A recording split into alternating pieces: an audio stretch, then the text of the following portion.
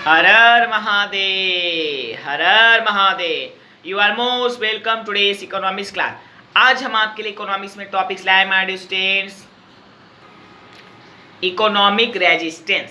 सही सुना मैंने? Economic resistance. इकोनॉमिक रेजिस्टेंस क्या होता है? सबसे पहले हम आशा करते हैं आप सभी मेरे प्यारे स्टूडेंट लर्नर्स के लिए इस कोरोना महाकाल में हर हर महादेव की कृपा से अच्छे और सुरक्षित ही होंगे। तो एक बार जयकारा लगा दीजिए, Har Har Mahadev, Har Har Mahadev. You are most welcome today's economics class. आज हम आपके लिए इकोनॉमिक्स में टॉपिक्स लाए मैंने इकोनॉमिक रेजिस्टेंस। इकोनॉमिक रेजिस्टेंस क्या होता है?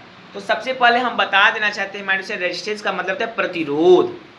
जब हम किसी चीज़ का प्रतिरोध करें तो इसी को प्रतिरोध कहते हैं। फॉर एग्जाम्पल, जब किसी सर्किट में इलेक्ट्रिक करंट बहता है तो प्रतिरोध होता है। क्या होता है? उस विद्युत धारा का प्रतिरोध होता है, क्योंकि यहाँ पे प्रतिरोध R बराबर V/I, यानी इलेक्ट्रिक वोल्टेज और एम्पियर के रेशियो को प्रतिरोध बोलते हैं, जो कि एक नियत अंक होता है। ओके मैम, जो एक फिक्स प्रोपोर्शनल होता है। R बराबर V/I। अब V/I, तो जैसे इकोनॉमिक रेजिस्टेंस होता है तो हम कहते हैं कि जब वोल्टेज और एम्पियर होता है तो उसके अलावा गर्मी, प्रकाशीय ऊर्जा, हीट ऊर्जा पैदा होती है।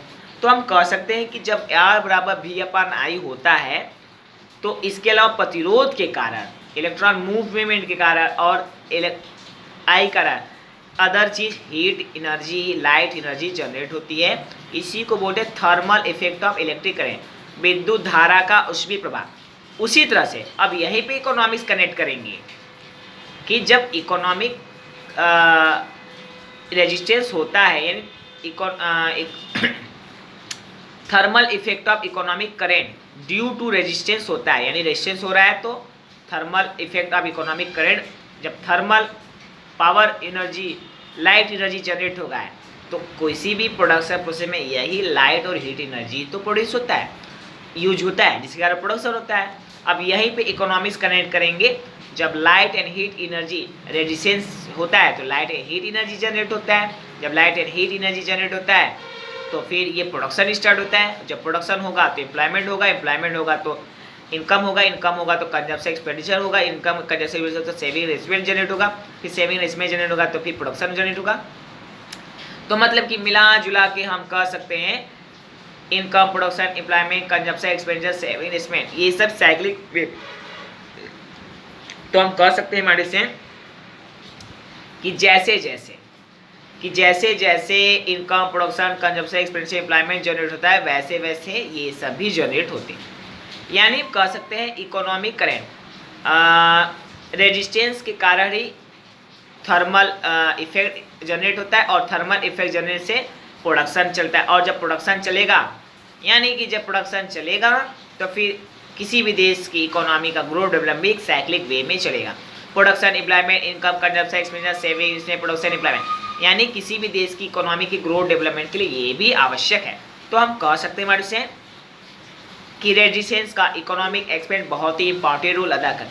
There is a very important aspect of economic resistance. Okay वैसे तो आज हमने चर्चा किया इकोनॉमिक एक्सपेक्ट ऑफ रेजिस्टेंस या इकोनॉमिक रेजिस्टेंस।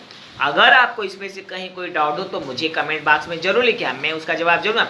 और अगर नहीं तो विजुअल मेरे लेक्चर वीडियो से आप पढ़ रहे हैं, सीख रहे हैं, आगे बढ़ रहे हैं, दिन दुनिया चौगुनी तरक्की करें, इससे मुझे खुशी की क्या बात हो सकती है।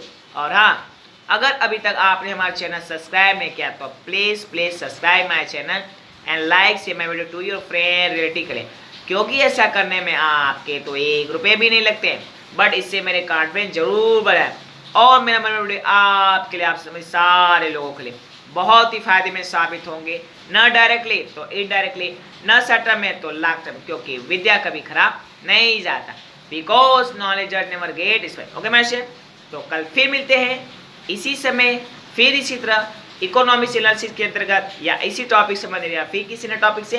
Till then bye bye, good night, see you and once again Har Har Mahadev, Har Har Mahadev.